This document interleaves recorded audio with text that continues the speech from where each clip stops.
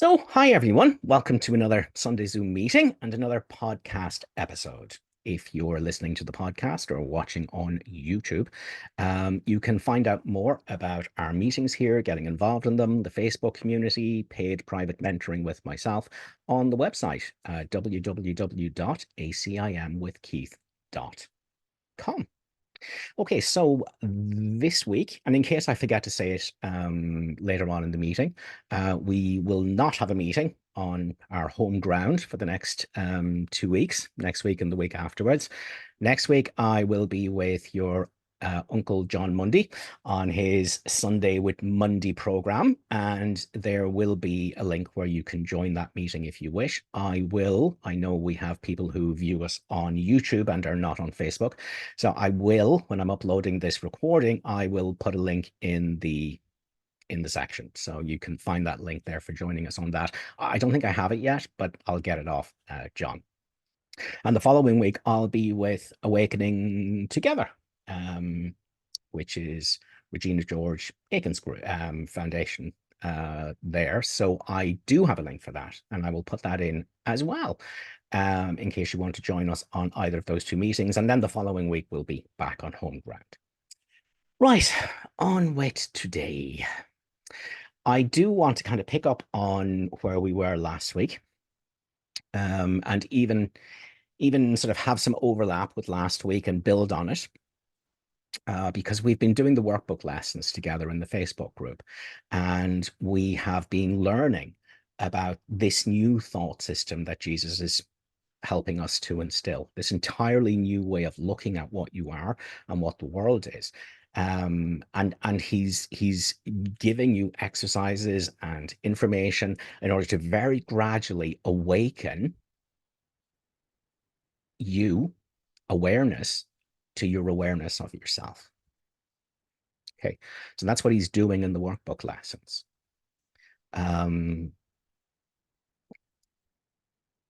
And that's what I want to talk about today. I want to talk about the one problem you have, which is that you think you're a person. You think you are a separate self. You think you are a dream figure that you made up in the world that you made up in order to protect you from the sin, guilt, and fear in your mind, which is a protection against the love of the Holy Spirit. And so A Course in Miracles is a rescue mission. Jesus is coming in and he's going, you are not what you think you are. You think you can suffer. You think you can lack. You think you can be in danger. You think all these things about yourself, and they're not true. You know, in lesson 93, he famously says to us, you know, the self you made is not the Son of God. You know, you made up the world. This is your dream. You are the dreamer of the dream. You made this up. Okay. And you made up all the people in your dream, and you made up the character you're pretending to be right now. And that's the problem you have. You think you are a figure in your dream instead of the author of the dream. And his thought system is going to be for us to re-identify as the author of the dream. All of our fear and all of our pain comes from a misidentification as one of the figures in our dream. Why is the misidentification happening? Hiding from God. You, consciousness, the only consciousness there is, prior to the splintering, prior to the fragmentation, you had split off your own sin, guilt, and fear over thinking you destroyed heaven to be a separate self. Now you thought that was God coming for you in your mind, and the decision was made to leave your mind and become mindless. And so the world was made up. You made up all the people and the animals and all the storylines, and then you shattered yourself like a mirror, and then you consciousness projected yourself into all the pieces. And as soon as you did, you veiled from yourself your identity as consciousness. This is the mindless state. So this is where Jesus comes to us in A Course in Miracles, and he goes, actually, you're mindless. You think you're a body, you think you were born, you think you're an innocent victim, you think the world is happening to you. And he's going, all that's wrong. All that's wrong. You made all this up and you jumped into your own storyline in order that you could feel like an innocent victim in your movie with the things that you wrote to victimize you. And you're just playing around in this virtual reality simulation to hide from God.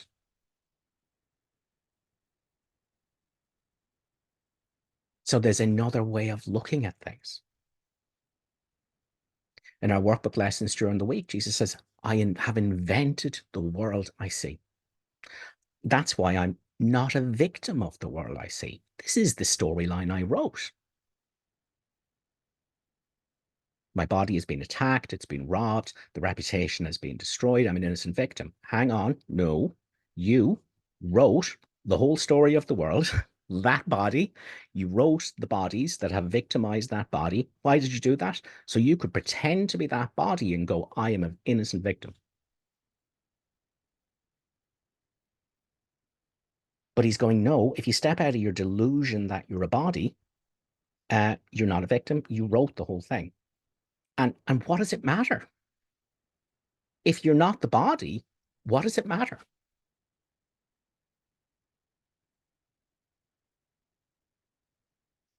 That's the message of A Course in Miracles. So let's take some quotes. This is from chapter 20, The Vision of Holiness. It's section 8, The Vision of Sinlessness. What if you recognize this world is an hallucination? What if you really understood you made it up? What if you realized that those who seem to walk about in it, to sin and die, attack and murder and destroy themselves are wholly unreal? Now, this is a radically different way of looking at things. Radically different.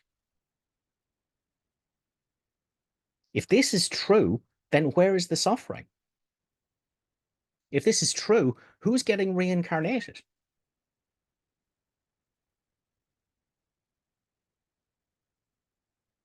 You, consciousness, made it all up. And when I say you, I mean all of you, because you're not the dream character. You are the one dreamer of the dream, misidentified as all the figures in its dream, from whose perspective your identity as the dreamer is veiled from you, the mindless state.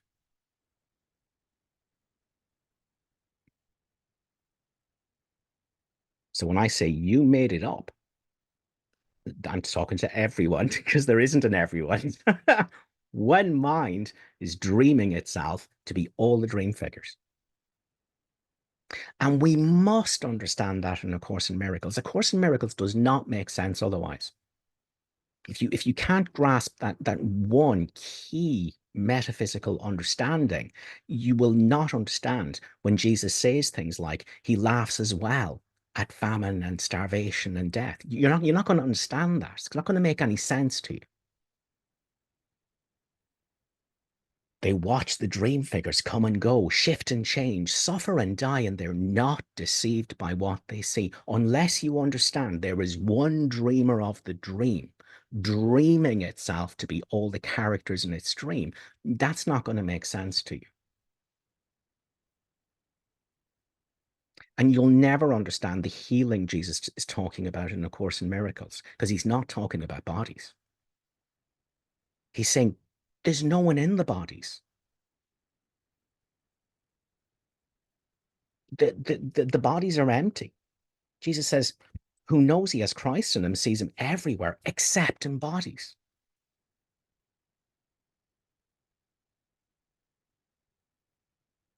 There's no one in the bodies.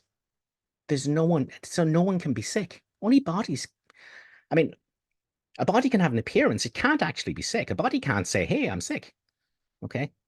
Only a mind can say that. And Jesus is going, yeah, but the mind's not, it's not a body.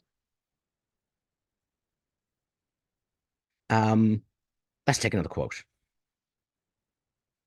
Oh, this is so important. This is from chapter 6, The Lessons of Love, the message of the crucifixion.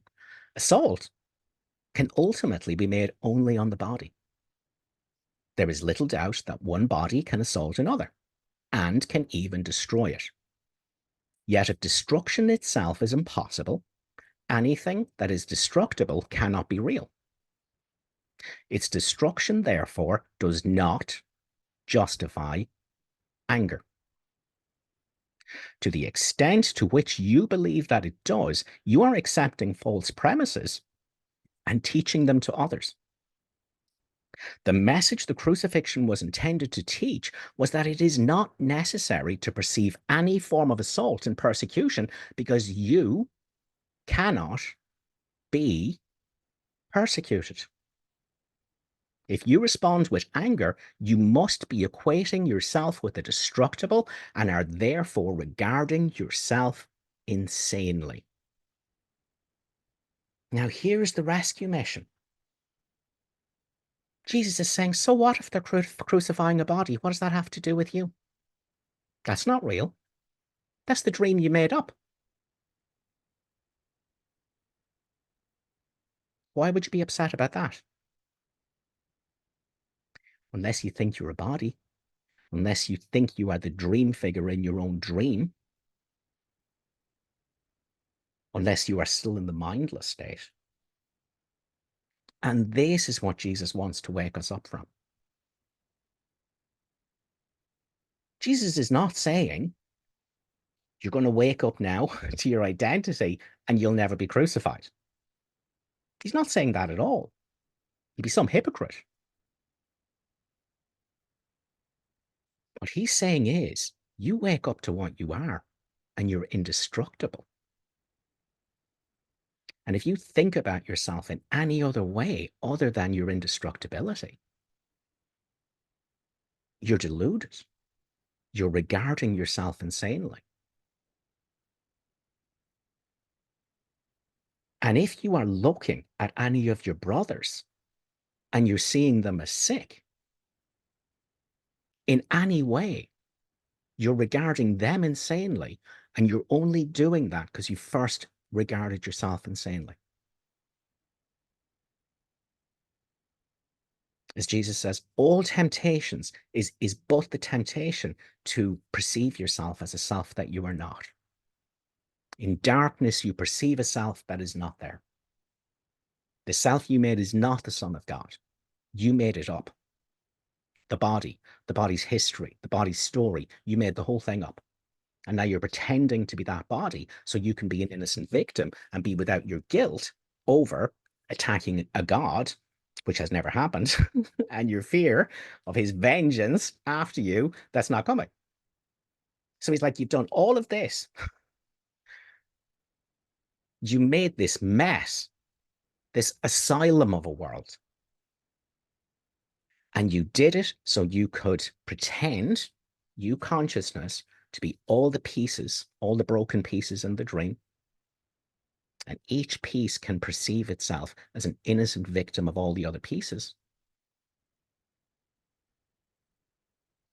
instead of feeling its guilt as the guilty victimizer of God, to be separate. And one self is the truth of all the images.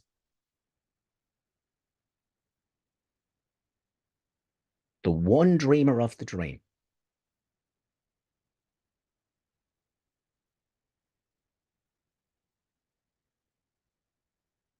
That's why Jesus says the secret of salvation is but this: you are doing this unto yourself. Look around you. There's one dreamer dreaming itself to be everything. And when you find any of the pieces guilty, you found yourself guilty. Because there's no one else. So let's take another quote. This is from the psychotherapy pamphlet. This is section 1, the purpose of psychotherapy, paragraph 3. Everyone who needs help, regardless of the form of his distress, is attacking himself. And his peace of mind is suffering in consequence. These tendencies are often described as self-destructive, and the patient often regards them that way himself. So this is just the lunacy of thinking you're a separate self. What he does not realize and needs to learn is that this self, which can attack and be attacked as well, is a concept he made up. And further, he cherishes it, defends it, and is sometimes even willing to sacrifice his life on its behalf. for he regards it as himself. This self he sees as being acted on, reacting to external forces as they demand, and helpless midst the power of the world. And here is the number one problem for Course in Miracles students. They're trying to practice this course as the self that they've made up. How do I, this made up self, choose against the ego and choose the Holy Spirit? You are the ego. You think you're the ego. And this is why people say the course doesn't work. I don't understand it, and I can't feel the Holy Spirit. Of course you can't. The ego and the Holy Spirit can't communicate with one another. You, consciousness, can be wrong-minded or right-minded because you have a split mind. You can be one or the other. You can be a person in your dream, or you can be awareness in the Holy Spirit. It's one or the other. Can't be neither, and it can't be both. And so in the workbook lessons, Jesus has been bringing us through these exercises and these, little bits of information and metaphysical information. And he's bringing us to this understanding. I have invented the world I see. I'm not a victim of the world I see. Lots of people sit fuming at all the people they're annoyed about and all the unhappinesses they have with their work and everything else. And then they think they're practicing the course when they go, Holy Spirit, show me, the separate self, another way of looking at this. I, the separate self, I cannot forgive my brother. Will you show me another way of seeing my brother as a separate self? So this is not what the course is saying. All that's going to give you is forgiveness to destroy. Jesus is introducing an entirely new thought system where he's going, you're not an innocent victim because you made the whole thing up. Now, that's all very traumatizing if you stay identified as a body, but actually, I'm going to give you a miracle. This is your formula. This is what you do. This is how you stop identifying as a body. The figure in your dream you made up. You come and you identify with me as non-judgmental awareness. That's when you'll see this course working for you.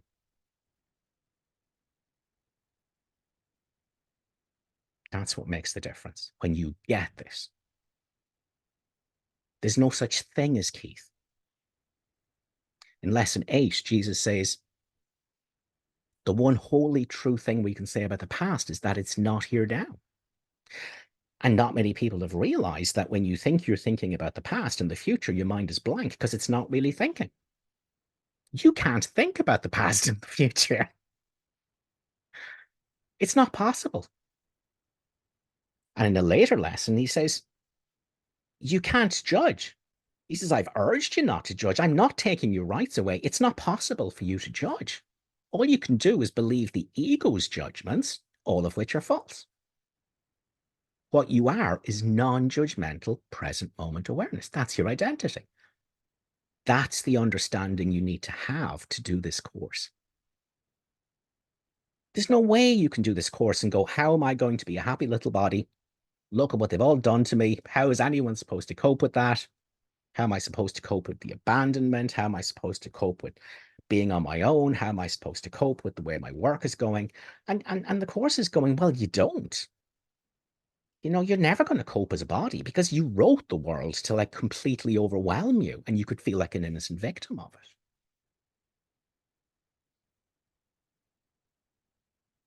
And so as long as you stay in the mindset that goes, I'm an innocent victim, how do I fix this? How do I not? How do I become better as a body? No. Jesus is going, you've one problem. You think you're a body with a story and a past and a future, and that can judge things as good and bad and right and wrong. He's going, that's your only problem. In our very first quote, Jesus is saying, don't worry about what's happening to the body. What's that got to do with you? Your only problem is you think you're a body. That's your problem. And that's what the miracle helps you with. The miracle didn't shoot bolts of lightning out of the sky and execute all the Roman soldiers and the Roman emperor that sentenced Jesus to death. That wasn't the miracle. The miracle is that Jesus was never a body, couldn't be injured, indestructible. That's the miracle. And as core students, that's what we're working towards, identifying as that indestructible self. And every time you forget, using the miracle, as Jesus says, to have a sudden shift into invisibility. What harm can befall you who are invisible and who aren't in a body? None. What does it matter if it's being executed? What does it matter if it can't do the things other bodies do? What does it matter if there's pain in the body? What does it matter if the body is diseased? What does it matter if the body's been given 6 months to live? What does it have to do with you? Jesus just says, if you think it has something to do with you, you are regarding yourself insanely. And he has given us a miracle in order to return from insanity and go back to sanity. What does it have to do with me? Behold the peace of knowing what I am. Everything else is madness. Unnecessary madness, unnecessary suffering.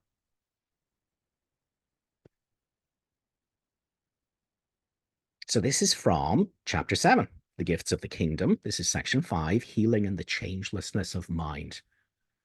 When you heal, that is exactly what you are learning. You are recognizing the changeless mind of your brother by realizing that he could not have changed his mind. What's the changeless mind of your brother? What's your changeless mind? Awareness. All those thoughts about the past and the future and all those judgments that are not yours, that are the ego's judgments, and you're just claiming they're yours, but actually your mind is blank, you, awareness, because you've only one problem, which is misidentification. The truth of your brother is changelessness. Changeless present moment awareness is the truth of your brother. Everything else is your dream.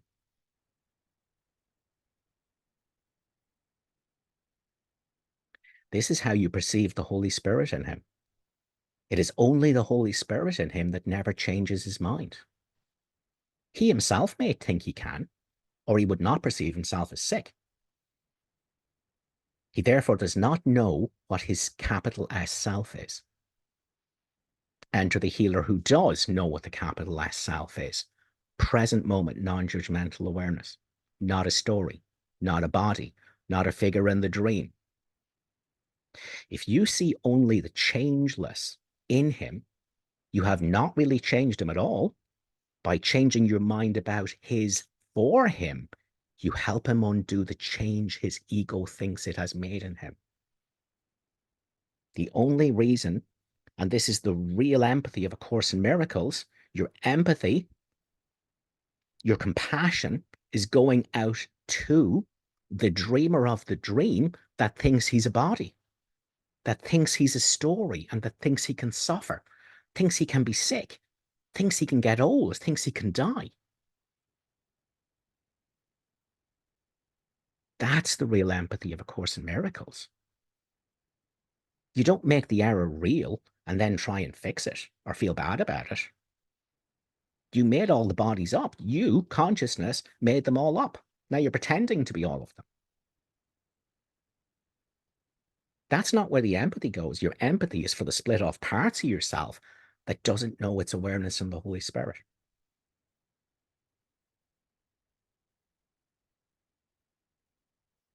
So this is from chapter 30, The New Beginning, section 8, Changeless Reality. Your brother has a changelessness in him beyond appearance and deception both. It is obscured by changing views of him that you perceive as his reality. Your brother has a changelessness in him. That's the truth of him. All the rest you made up. That's the appearance and deception. Who's responsible for all the broken bodies and the ones that don't work properly? You are. You're the dreamer of the dream. And it doesn't matter. All you have to do is see your identity as the dreamer of the dream behind all of it. Nothing is here being born. Nothing is suffering. Nothing is dying. There is the one wholly innocent dreamer of the dream as the truth of everything. And when you become insane and think you're a dream character and you look out and you see that wholly innocent dreamer that is you as other dream characters, you're insane. And so the minute you make suffering real in yourself or in someone else, that's when you use the miracle to flip your identities back, return above the battleground to your identity as awareness. And from there, that's the truth of my brother. Now, that's what healing is. You don't make the error real and then try to fix it. You understand nothing is sick. You, awareness, you cannot be sick. And none of your brothers can be sick because they're not bodies. He sees Christ everywhere except in bodies. Okay, another quote. Like you, your brother thinks he is a dream. He thinks he's a separate self. This dreamer of the dream that is you thinks it is your brother, and it also thinks it's you, the person. And that's the only problem there ever is. One problem, one solution to every problem, because it's all the same problem. Jesus says, listen, you've only got one problem. Anything else you think is a problem is a symptom. It's not a problem. They are all symptoms of your one problem, which is that you don't know what you are. You think you are the figure in your dream and not the dreamer of the dream. Awareness. So, like you, your brother thinks he is a dream. Share not his illusion of himself, for your identity depends on his reality. Your identity depends on his reality. Changelessness is the truth of your brother. Changelessness is the truth of you. Everything else is nonsense. It's a delusion.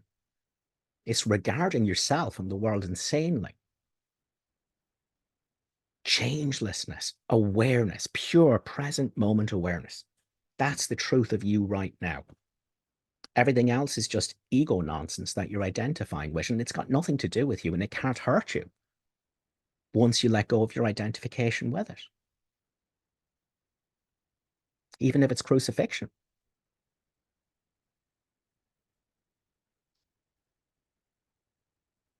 Your identity depends on his reality. Here is how you avoid being a spiritualized ego. Jesus is saying, what you are, you must find in your brother. Genius, absolutely genius. That means I can't find my ego in my brother. I can't find Keith and his likes and his dislikes and his spiritual beliefs and his opinions and everything and what he thinks is good and what he thinks is bad and his past and all the rest of it. I can't find that in my brother. And Jesus is going, exactly. None of that's you. You look for the changelessness in your brother. That's your reality.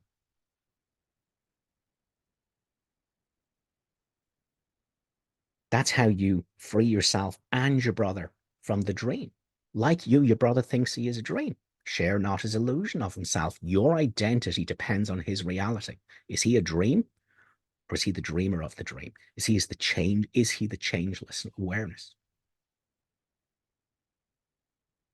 Think rather of him as a mind in which illusions still persist, that he's a body, that he's getting older, that he can be sick, that people can harm him, but as a mind which brother is to you, regardless of his illusions of himself.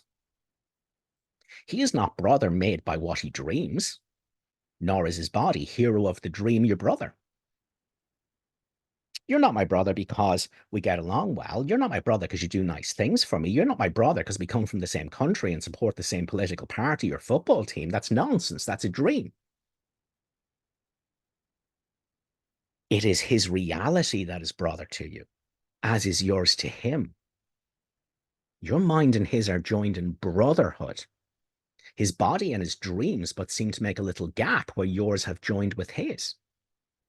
Whatever's happening in the illusion here in the dream, that's just nonsense you made up. But this changelessness, seeing the truth of the dreamer of the dream in all of the storylines, that's what A Course in Miracles is about. Share not in his illusion of himself, for your identity depends on his reality. Nobody knows who he is unless he can see that same reality as the truth of everyone. Only what is true of all your brothers is true of you. The rest you made up. It's nonsense.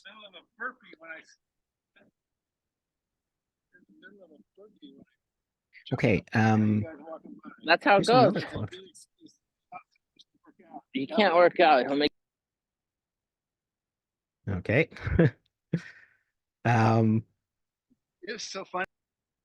okay, this is from chapter 9, the acceptance of the atonement. This is section 4. 4 or 5 houses Okay. from yours. She just told me we're going diagonal here. She took me for a walk. She took that's Is Gar muted, Eli? It is now. I just found him. Sorry, it took me a while to find Okay, so no many worries, no pages worries. of people. Yes, no problem. Okay, let's go back. There was another quote I wanted to give on this. Okay, this is from chapter 9, the acceptance of the atonement, section 4, the Holy Spirit's plan of forgiveness. Remember always that your identity is shared and that its sharing is its reality. Only what is true of you and is true of the entire world is true, and the rest is nonsense. It's your dreams of yourself and your brother.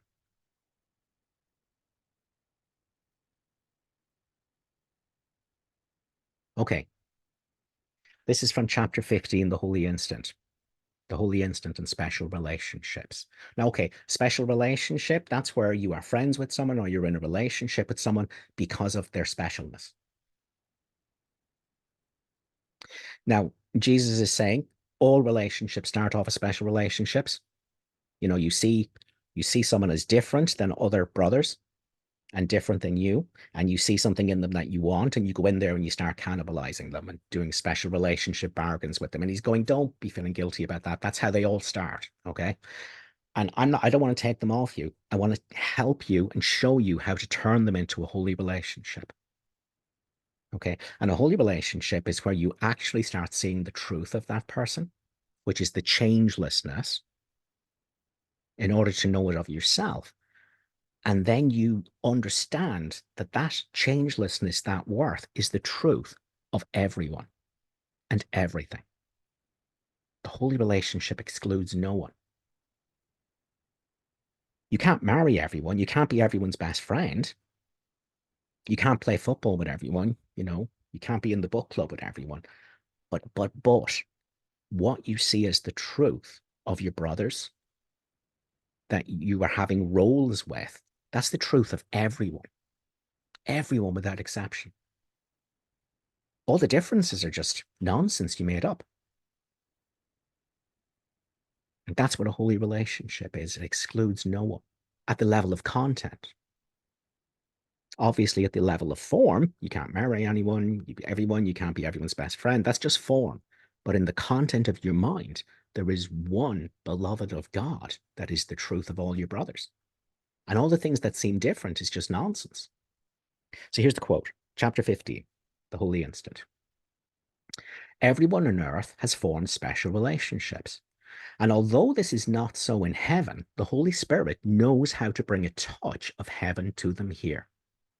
In the holy instant. Now, the holy instant is where I let go of identifying as the figure in the dream, Keith, the body with a story, a past and a future, where I let go of that in the holy instant and I identify as what I am in the Holy Spirit.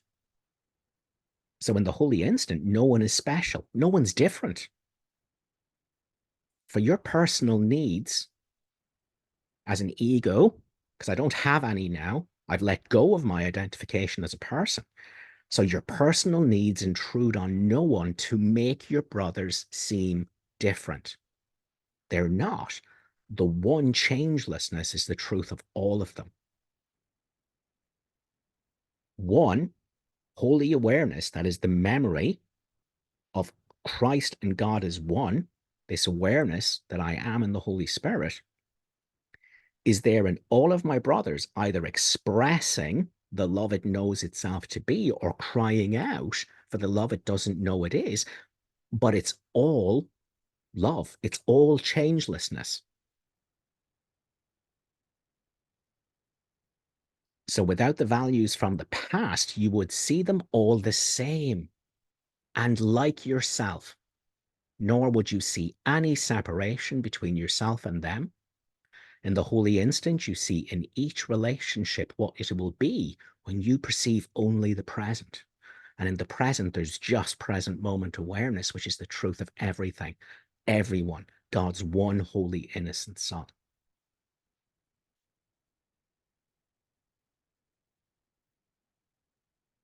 This is chapter 8, The Journey Back, section 7, paragraph 5. Yet all loss comes only from your own misunderstanding. You cannot lose anything unless you think you're a body. Loss of any kind is impossible. But when you look upon a brother as a physical entity, his power and glory are lost to you, and so are yours. You could not have seen your brother as a body unless you first attacked your identity as awareness in the Holy Spirit to identify as a body with a story. You have attacked him, but you must have attacked yourself first.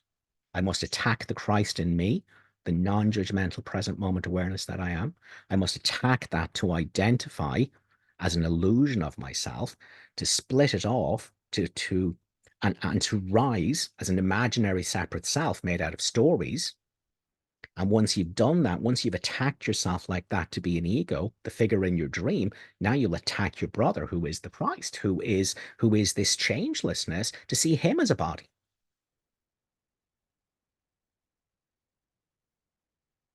Now you'll see him as being crucified or sick or dying. That's how you're attacking the awareness that you are, but you've only done that because you've attacked yourself first.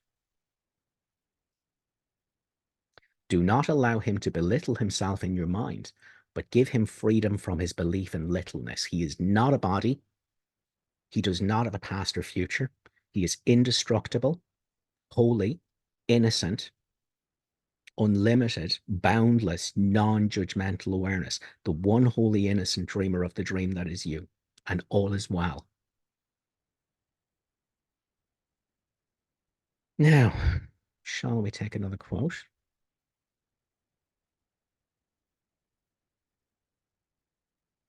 I think that's going to be quotes for now. Let's see how we're doing on time. Okay. Okay, forgiveness. I'm upset because of what your body did to my body. Jesus is going, you must now look at the problem the way it is and not the way you've set it up. How have I set it up? You are pretending to be a body, being victimized by another body. You've made both bodies up. You've made the scenario up. You've made the whole world up. And now you are playing the innocent victim going, behold, my suffering is a body. Look what you've done to me.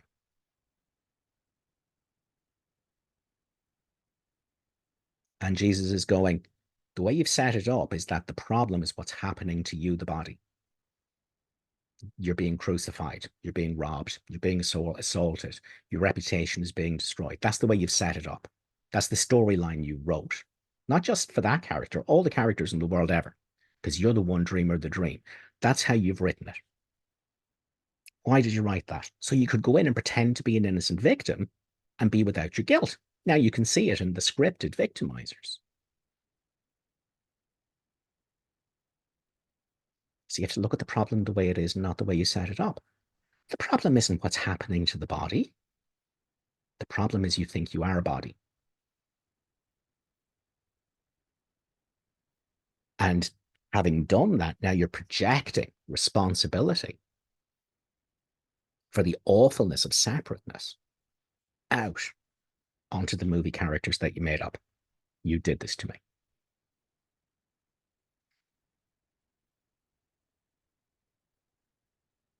One problem, one solution to every problem. Undo your mistaken identification as the dream figure. Identify as the dreamer of the dream. I am not the victim of the world I see. I have invented the world I see. I've invented Keith and all the people I invented with stories I invented about how they're going to victimize him, so I could pretend to be Keith and hide from God. Jesus goes, just undo your mistaken identification as an ego and all the suffering will end. And yes, you can let go of your identification as an ego, as a separate self, and you don't disappear. You just realize that you don't have a past or future, that you are present moment awareness in the Holy Spirit. And that what you are, everyone is. And it doesn't matter what's happening with the bodies that you made up in the dream.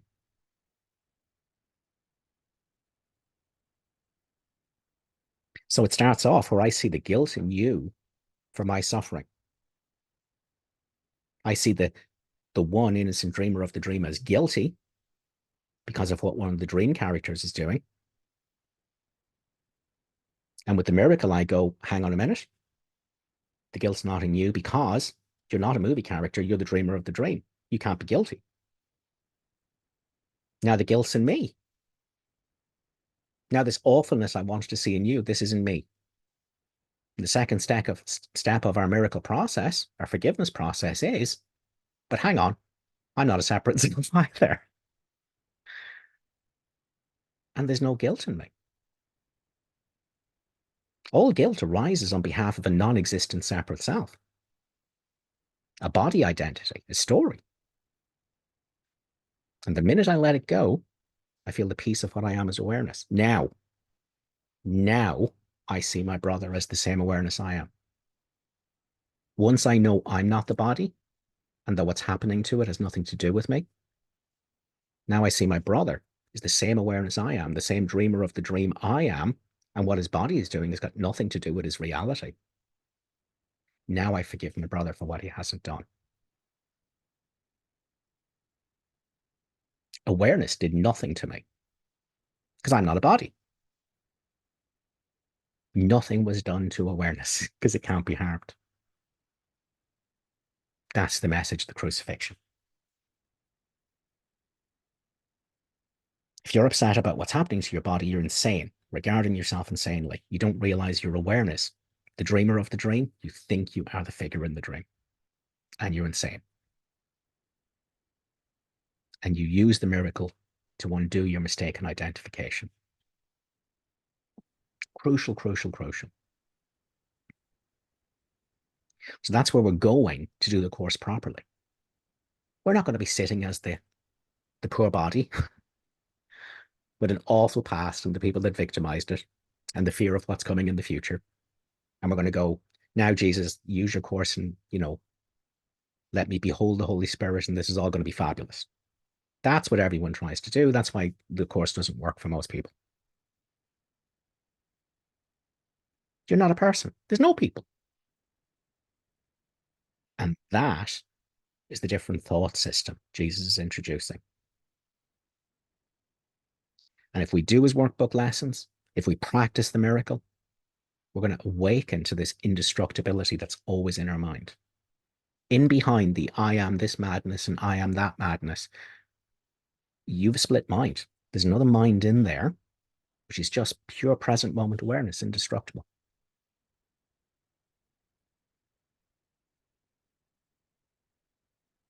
And that's what the miracle shows me.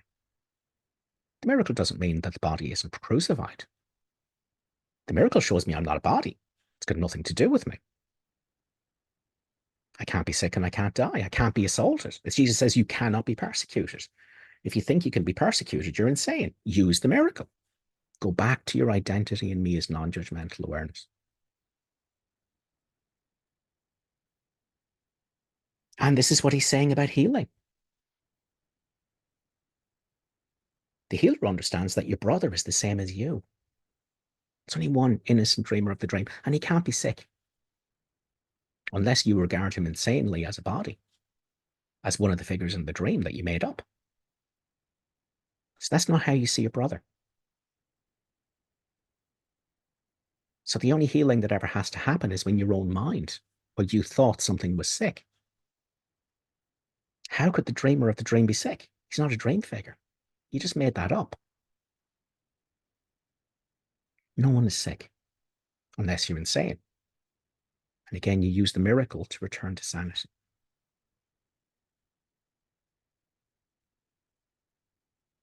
And again, in A Course in Miracles, Jesus is saying, listen, prayer is joining. He's saying, yes, you're going to start off thinking prayer is about petitioning and help me, the separate self, and, deliver me from this terrible crucifixion. And Jesus is going, look, but don't get stuck there. Listen, prayer is about you joining in the Holy Spirit, where God's Son is one, and there's no problems.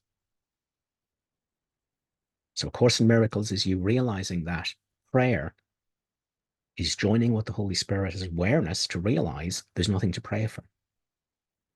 All is well. Healing is returning from the madness of thinking that things are sick and going back to the sanity of above the battleground and realizing God's Son isn't a body, can't be sick, can't die.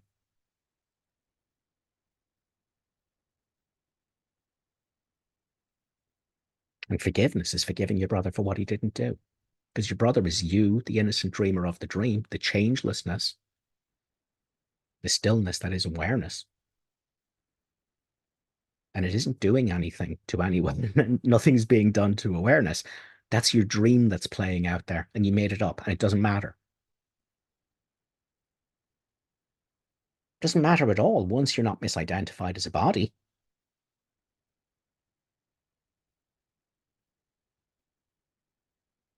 And if you're not a body and you're not, neither is anyone else. One innocent dreamer of the dream everywhere.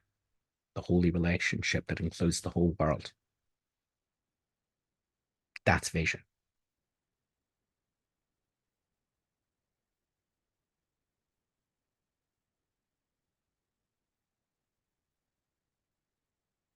Jesus' vision as one law does not look upon the body and mistake it for the Son whom God has created, beholds a light beyond the body, an idea beyond what can be touched. And it sees no separation, no matter what happens. Whatever's happening is your dream. It's nothing. It means nothing to you unless you're misidentified as a body. Undo that mistaken identification as a body, come back as awareness. Now see that as the truth of everything and everyone, and forgive your dream. Don't be needing to fix your dream. That's madness. Doesn't mean anything. Get back to your invulnerability and see the invulnerability of all your brothers. Now, when I do that, within the dream, one body is going to do something for another body that will demonstrate love in a way that can be understood without fear. This doesn't mean you become cold and indifferent to suffering. You act like other bodies do, except more loving, because you've no needs of your own. So you're all about the needs of your brothers. And they've only got one need, which is to be shown that they're loved. That's still going to happen in the dream, but in your mind, you're not going to buy it. All the time you're holding on to your identity as awareness, which is the same awareness your brother is. You're not going to make the error real. And that's how you hold your identity. And that's how we eventually hold our identity so much that we cannot be unhooked from it, hooked into the dream anymore to make it real. And when we look at everything in the dream, when we watch the dream figures come and go, shift and change, suffer and die, assault you, assault each other, murder each other, kill themselves, when you can look at the whole thing and be peaceful and see that it's happening to no one. God's one holy innocent Son is affected by none of it.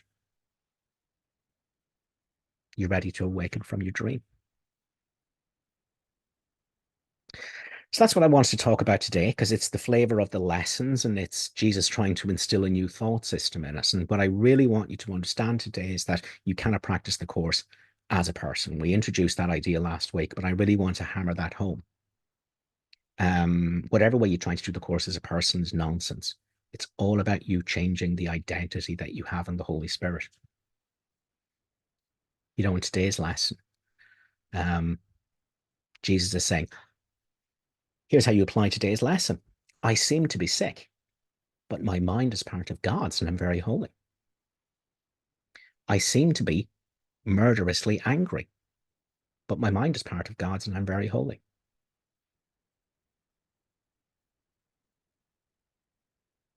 So let's flesh that out. My brother seems like he's sick, but his mind is part of God's and he's very holy. My brother seems to be evil, but his mind is part of God and he's very holy. We're bringing the darkness to the light. You were looking at the darkness of your dream and you're bringing it to the light of the truth. One innocent dreamer of the dream.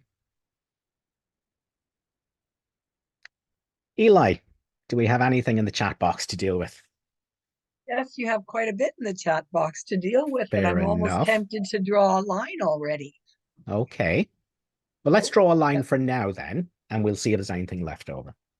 Okay, because it was something else just popped up, so it's I'm going to draw the line under, I might say the name wrong, but Diego Pitia, I believe. Anyway, we'll try that and see how far we get.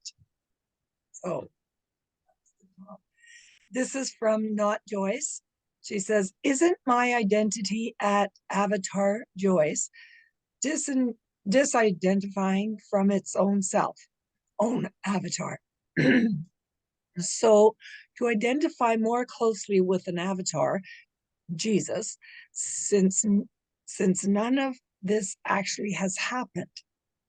You have said before that we are imagining studying a course called A Course in Miracles.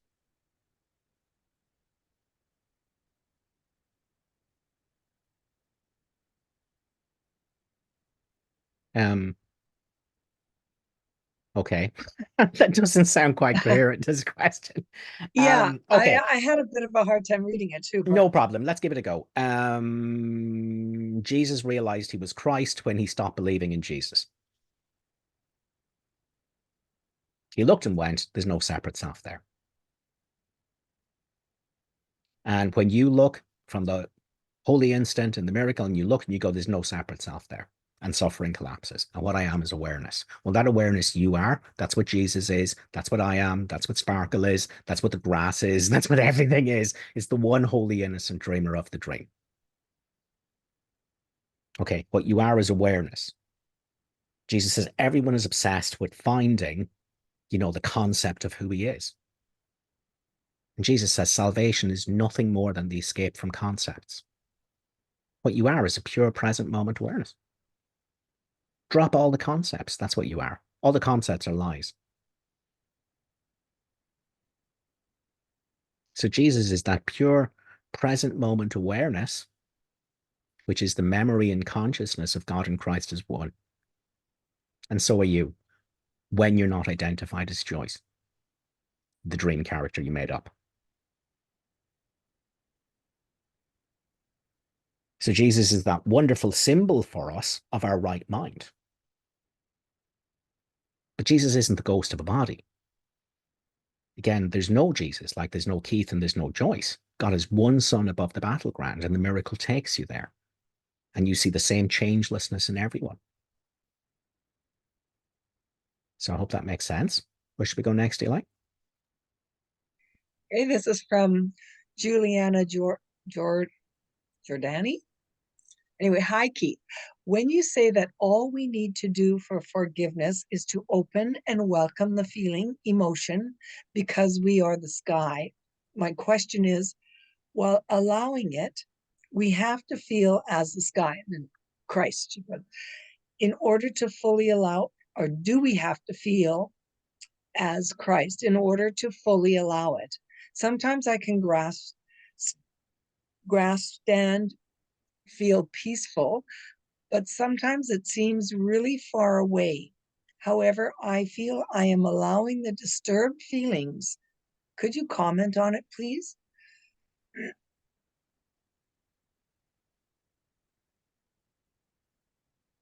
So the formula of A Course in Miracles is that you bring the darkness to the light, and that you must look at the error before you can choose against it. And so, additionally, Jesus is saying you must look at the error, the problem, the way it is, and not the way you've set it up. So, I think in the beginning, lots of people are blown away by how powerful it is to allow your suffering to be there. Because instantly, when you allow, when you stop seeking and resisting, when you stop trying to fight the darkness, there's a reduction in ego activity, and the Holy Spirit in your mind shines forwards as a peacefulness with a non-peace being there. So I think lots of people are blown away by the fact that, in the beginning, people go, okay, let me just welcome my emotions. And it's very powerful. They're halved in intensity almost instantly when you really just let go of resistance to them. And again, you don't realize what's happening, but the peace is the Holy Spirit in your mind, which was covered over by the fighting of the darkness and the hating of the darkness and the trying to push it away. But once that stops, there's a peacefulness that the non-peace meets. Okay, so that's very powerful. But it takes people a while to come with me on this one. You must look at the problem the way it is and not the way you've set it up. You must understand that is the pain of me identifying as the person I think I am. The person I made up in the world I made up. With the storylines I made up where the person will be victimized. And I could pretend to be the person and go, behold my suffering, I am not the guilty one. God can destroy someone else instead of him. So not only is this forgiveness process about allowing, welcoming, and forgiving your non-peace being there, you must do that with the understanding that the reason the non-peace is there is not because of what the world is doing or what's happening to your separate self. You wrote that. The only problem you have is that you think you're the separate self.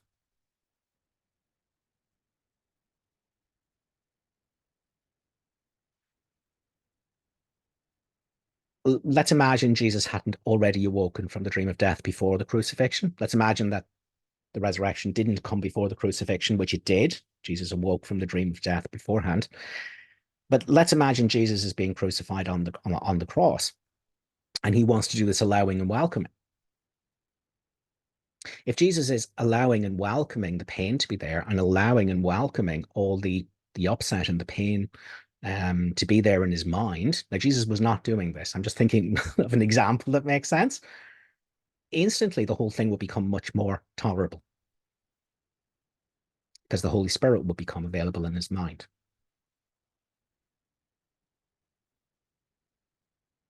Okay, but what I want you to take from today is that that's not the whole of what's being asked in you in forgiveness. You must look at the problem the way it is and not the way you're setting it up. Jesus isn't welcoming the suffering of being a body on a cross and the suffering of everyone hating the body. No, no, no, no. Jesus will be welcoming all the pain he's feeling and going, that's because I think I'm Jesus.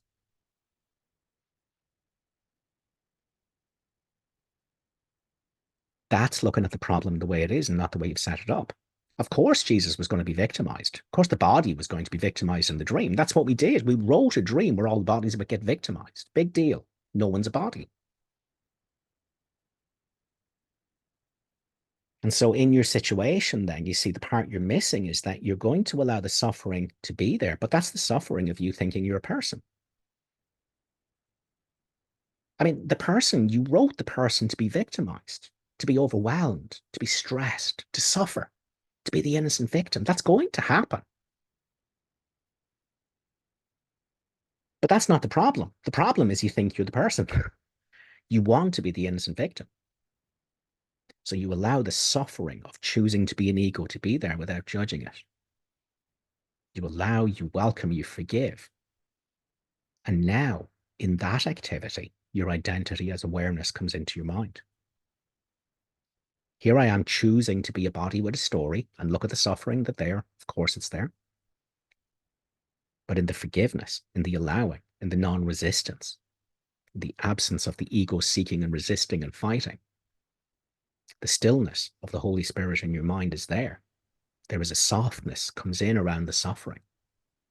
There is an awakeness. There is a felt sense of being. And when you're ready, when your fear is abated by this looking of not being the body with a story, the figure in the dream, then you can fall back and identify as awareness. I am not a body in the world. I do not have a past or future. I am this changelessness. I am this awareness, and I can't suffer. Now, that's going to take some time to have it even as a first experience. But that's what it's about. You just keep looking at the fact that you're choosing to be a body. Jesus' most used expression, the whole course, is I'm not a body, I'm free, I'm still as God created me. So you allow the suffering to come up without blaming the world. The problem is not what's happening to the body. The problem is you want to be a body. Now you look at that decision and you completely forgive yourself for it. And the peace that rises in your mind is what you really are. It may take some time before you're ready to let go of your mistaken identification as a body with a story and identify as the present moment peace. But that's your holy instant. That's where no suffering can stand. And that's where you see the light you are as the light that everyone is. And it doesn't matter what's happening with bodies.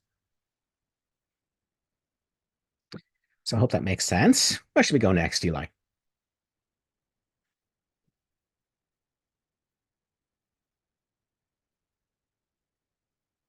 Think you're on mute there, Eli, still? I'm sorry. Okay. This is from Lane Landry. Regarding what you touched on during last week's Zoom call, I have had wonderful mystical experiences followed by a loss of creative drive. This is especially difficult as I am a self-employed artist. I've also withdrawn from the world and all social relationships. Can you explain more about how to re-engage with artistic expression and connect with others and the world without creating special relationships out of any of it? Or should we just wait and watch? Yeah, but this is a little bit of a rite of passage where you realize that you're not a person and you identify as awareness, right? But now you're saying, well, there's me awareness that has withdrawn from the world. That's still separation. Okay, so you're halfway there. You've realized I'm not a person. I am this present moment awareness. What you haven't yet realized is that is the truth of everyone. So that's your next step. You're only halfway there to realize I'm awareness. I'm not a person. I don't have a story. I can't suffer. I'm invulnerable unless unless I dissociate the awareness that I am and rise as an imaginary separate self, which is what you're going to do. But you can instantly see through the illusion of your separate self. Who's the one that's suffering? No one. There's just me that's looking and I'm not suffering. Okay, so that's halfway there. But that will drain you of your personal will because it's all egoically driven. What's in it for me? How do I become better as an ego? How do I protect myself as an ego? How do I secure myself as an ego? How do I have the good opinion of other people? Okay, so that's all going to go. So now you have to move into the Holy Spirit's will. And the Holy Spirit is just the will that is the will of everything. What is in everyone's best interest. So you see, you're in a kind of like a hermitage phase where you're like, oh, I'm awareness. But I have to protect my holiness from the world. So, and we've all been there, and I've been there. And in many ways, I'm still working out the kinks on that. But you must now make a priority of extending the Holy Spirit. What I am is the truth of my brother. Now, when you are in a situation whereby when you connect with other people, you're now understanding that we share our being, we are the same awareness. There's an entirely different will becomes apparent, which is about shared interests, which is about forgiveness, which is about being truly helpful, which is about the extension of the joy of knowing what you are. That can be through art. And that can be through connecting with people in a joyous way, not like in a sort of like a kumbaya, let's tell miracle stories and say how great spirituality is. No, no, no. But genuine joining with people where they're at, and the joy in knowing we share our being. So that's what you have to work on next. You've come halfway there. You've realized you're not a person. You are awareness and you're invulnerable and there's nothing to want or need. Great. But now, you can get stuck here for years, checked out of life. And so you must re-engage. You must collapse the last of the separateness and see that what I am is the truth of everyone. Now everything is joyous. Everything is an act of love. So that's what I would say. We did a miracle. We did a show that kind of dealt with that in a lot of detail. I can't remember which one it was, but one of the recent podcast shows dealt with that in a lot of detail. So ultimately, yes, any kind of spiritual work is going to drain you of your personal will because you're not striving to be whole anymore. You've realized you're already whole. So there's not that input. But it's not about becoming a hippie. It's not about becoming a recluse. It's not about that. Now it's about you seeing the truth of what you are in everyone, because your awakening is not complete until you do that, whether it's abiding or whether it's non-abiding. And that's what we really need to focus on. And so in every interaction you have, whether it's the person in the shop, the person on the bus, the person in the taxi, it doesn't matter, the person on the street, are you seeing the changelessness you are as the truth of them? Are you understanding that in whatever way you interact with them, that you share your being? So that's where your focus is now. Okay. Next, Eli. Next is from Susan's iPad. She says, does this mean we left state of oneness and innocence to do all this convoluted stuff to attain a state of separateness and innocence?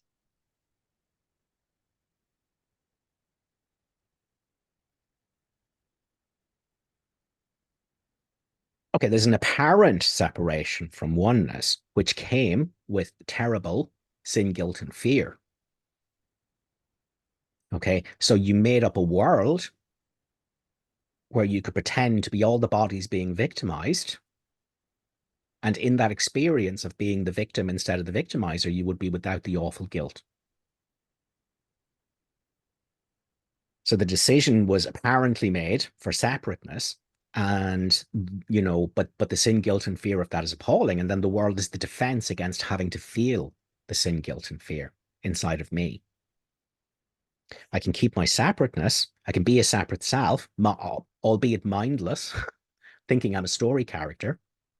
But at least as the story character and as all the story characters, I can be, but without my guilt, by seeing it in the scripted victimizers that I put there. So I can have an experience of being separate, but I don't have to live with the guilt.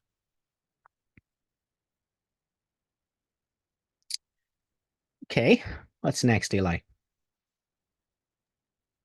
This is from Florencia Caruso. Mm-hmm. But though I understand that I am the dreamer of the dream, who is the one that pays the bills? There's where I get confused. Well, that's the dream character.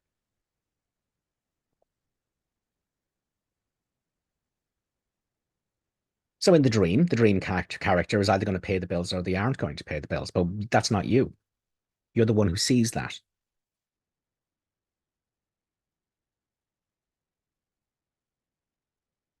Now, the one who pays the bills, which isn't you, the body mind, the figure in the dream, is not going to disappear. Okay, it's still going to hang around. So even when I return above the battleground and go, there's no Keith there was just me awareness, and I can't suffer, and it's the truth of everyone. Well, that doesn't mean this body suddenly vanishes. Doesn't mean it doesn't have to eat. It doesn't mean it doesn't have to go and pay bills. Okay, because the dream goes on. So the dream isn't going to stop just because you realize, just because I stop identifying as the body, just because I stop identifying as the story character, and I go back and I am what looks. The dream isn't going to stop. However, if I now no longer identify as the body, as the separate self, as the dream figure, if I'm identified as awareness, then suddenly the dream figure is going to start softening. All the rough edges are going to start falling off.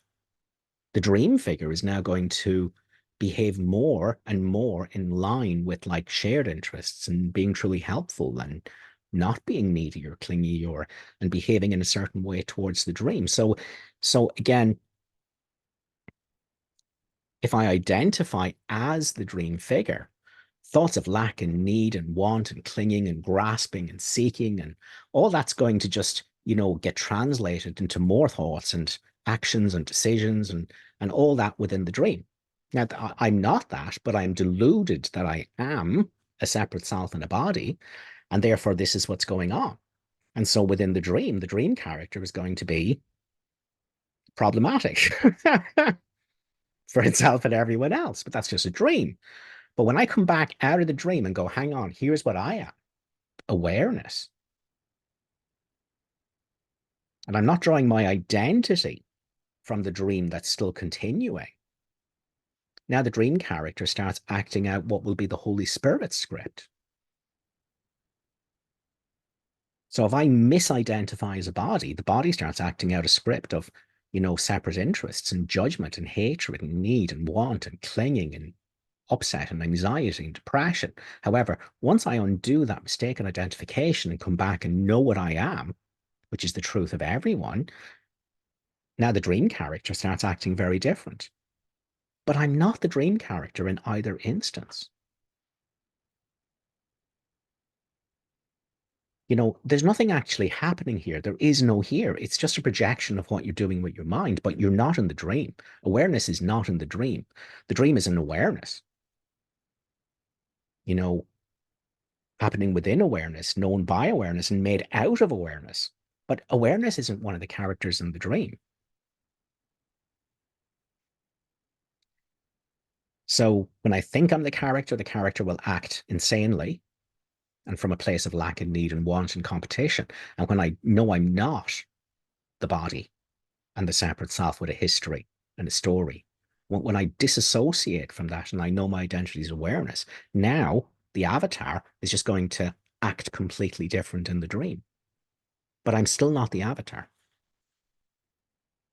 So I hope that makes sense. Next, Eli. All righty. This is from Kristen. She says, could you clarify again, guilt? What is it? Guilt is in me, but there isn't really any guilt because there isn't really a me. So guilt is the thinking that there is a me. If ego doesn't exist, guilt doesn't actually exist. Correct. Guilt is the felt sense thought of pretending, thinking there is a me. Yes. Yes. That answers that. Okay. It does. Because the ego and guilt are synonymous with one another. If I am a separate self, the only way that can be true is if God was attacked, murdered, and oneness was brought down. You cannot identify as a me, as a separate self, without believing God was murdered, that you destroyed heaven, that you committed patricide, that you brought down oneness to be this me. So it's one or the other. Either this me that I'm identifying is real, in which case I've done something awful. I've attacked God. I've destroyed love. I've brought down heaven. I've brought down oneness. Either that is true, I am this guilty self, or I'm not this self.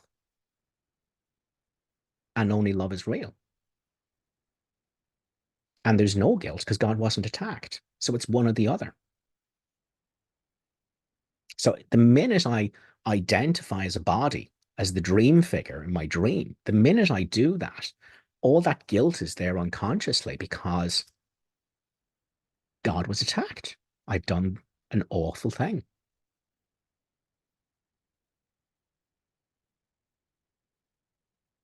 And so I have to see that guilt outside of me and other people rather than deal with that myself.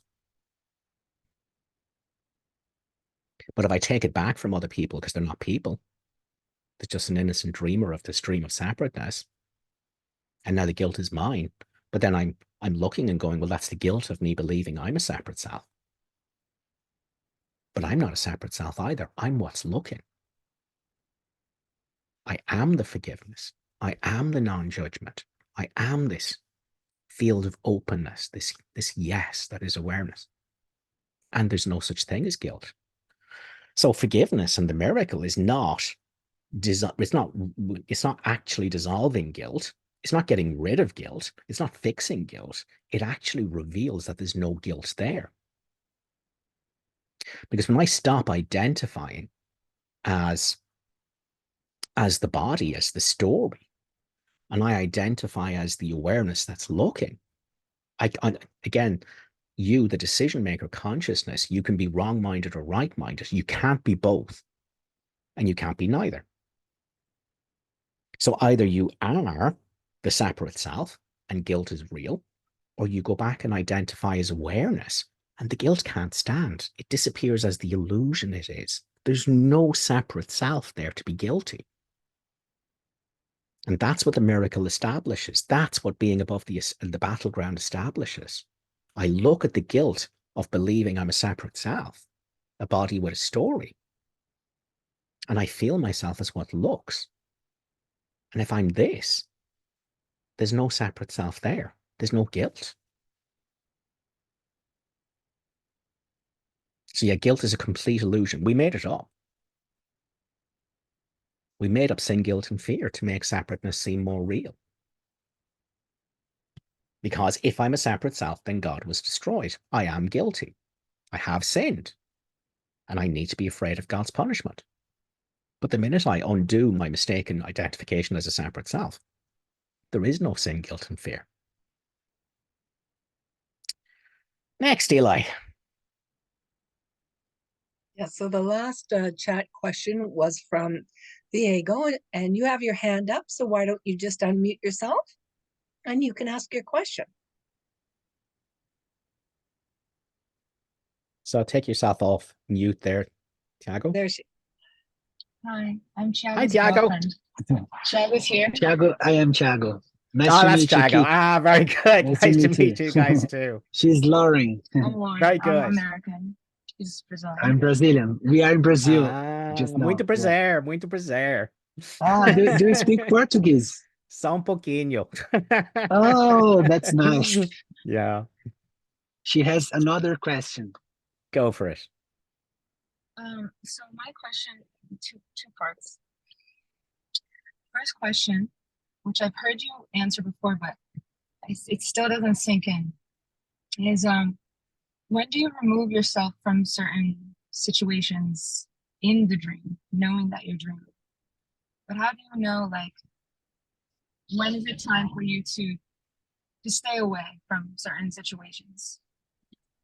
And the second part is like a narcissistic person listening to this. Do you think this can lead also down like a difficult path? Like listening to like, this doesn't, not to worry about the dream, I guess, or don't focus on the dream. Well, let's take the first one first, okay? What we're saying is that you don't make decisions about where to be or not to be based on identifying as a vulnerable, endangered, separate self. You don't make decisions from the point of view that if I'm in this place, it is good, and if I'm in this place, it is bad. So any decisions you make from that is from a point of insanity. You're making decisions as the dream character, and that's what wrong-mindedness is. So a decision which I'm making in order to become happier will be insane. Because I have said that I am not happy, that peace is not mine, that all is not well. And from that mindset, I'm going, how do I make it well? And so that's going to be a wrong-minded decision. So I don't make decisions from that mind. And instead, what I do is I undo all that nonsense by going back and identifying as awareness and seeing that as the truth of everything and everyone. And as awareness, I'm not in danger. And I can't be a victim of the world. And from that space, you go with your intuition on where you should be. But that decision is not made on where can I be safe as a body? Where can I be happy as a body? How can I become? It's not that kind of a decision. It's more so where feels like the next place that is my classroom.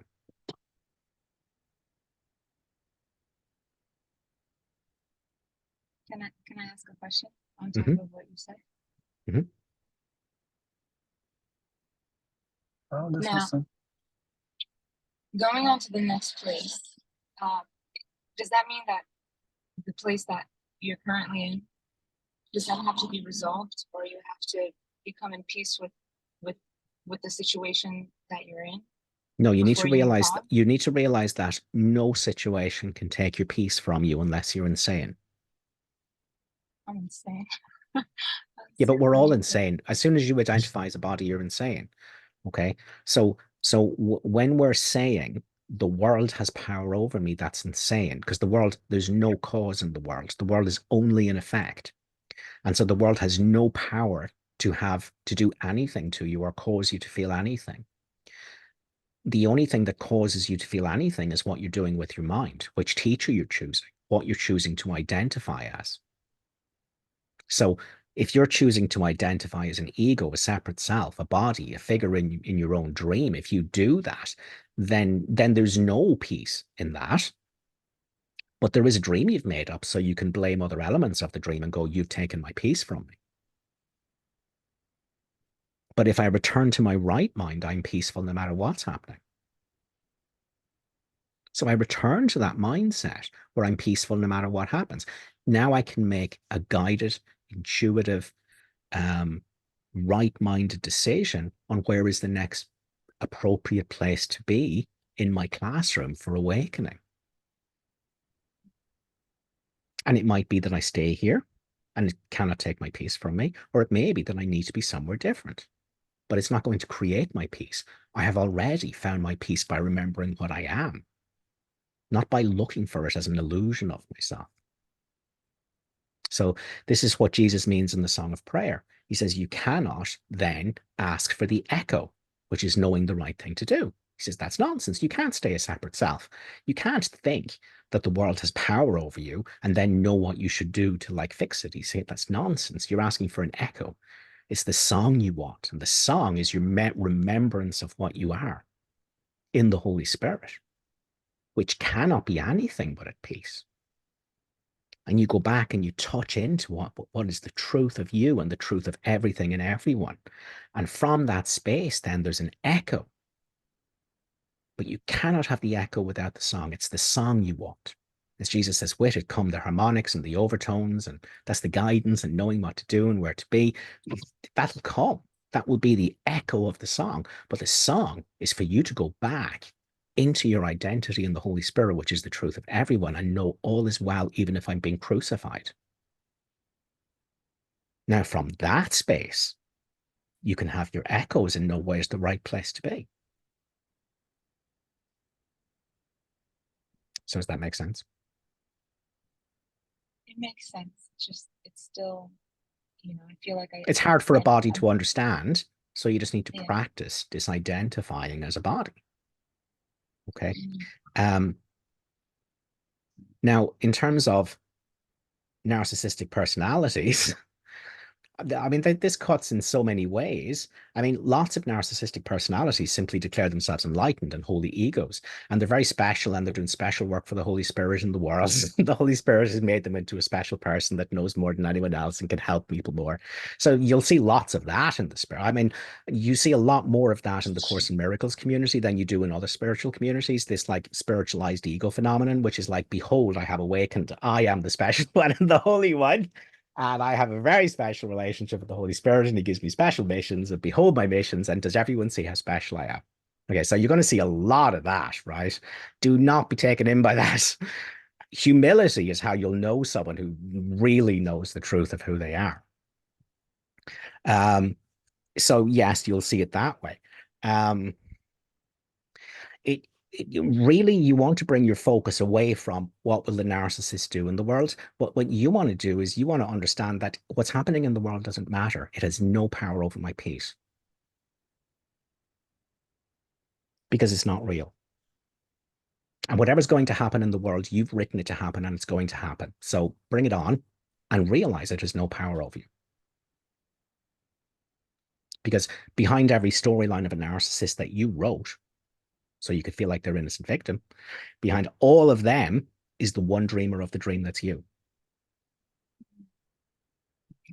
So don't fall into the trap of what happens in the dream and how will I be affected as a body by all the narcissists. There's no narcissists.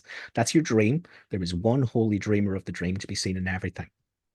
And by seeing that changelessness in all your brothers, you know it of yourself and you awaken from your dream. So that's our goal. Now, you'll keep dissociating what you are and identifying as the figure in your dream because of the unresolved guilt in your mind. You won't be able to stay in the light. And you'll vomit that out onto whatever brother is closest to you. Okay, but that's brilliant. That's not failing the course. The course is about what you do when that happens. You go, aha, I'm insane. I thought I was a person again. I thought I was a body with a story. I thought I could be sick and injured and die. I thought I had to worry about things. And so you allow whatever suffering is coming up, you take it back off the world. What's happening in the world is not the problem. The problem is you think you're in it. You think you're a body. You think what affects the body affects you. No, it doesn't.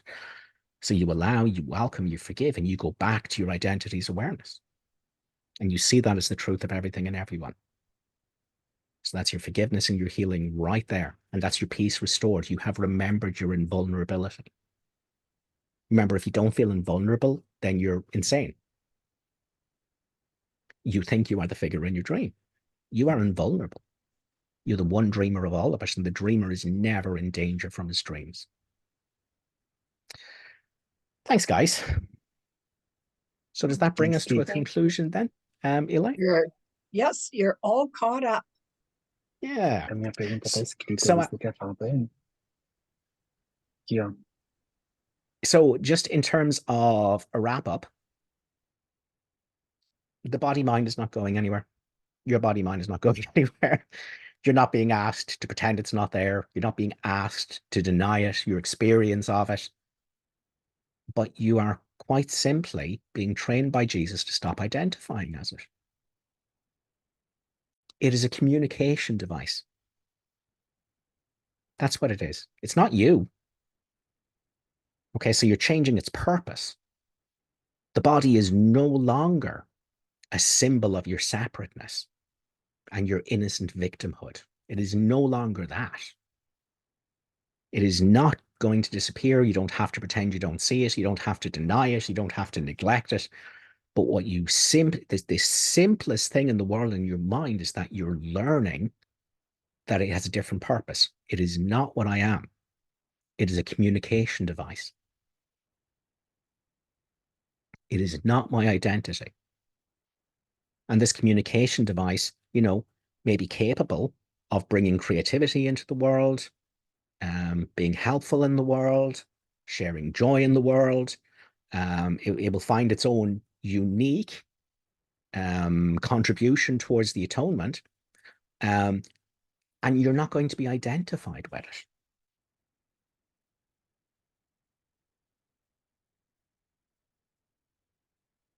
As you identify as awareness and not a person, then that whole dream figure, body mind, is going to soften. All the thoughts are going to soften. All the decisions are going to soften. And you're going to free up the communication device to be what it needs to be in the atonement. But you're not going to draw your identity from it. And you're not going to be invested in it. None of it is for your happiness. If you think you need to become happy, you're insane. Your happiness comes from returning to the identity you have in the Holy Spirit, which is awareness. And from that space, everything that happens is guided and intuitive, and you're not invested in it, and you need nothing in the world. And needing nothing from the world, you're finally free to love it. And to have love express itself through the communication device. But again, it's just about not identifying with the communication device. It's not you. Now, none of us are here all the time. I'm certainly not.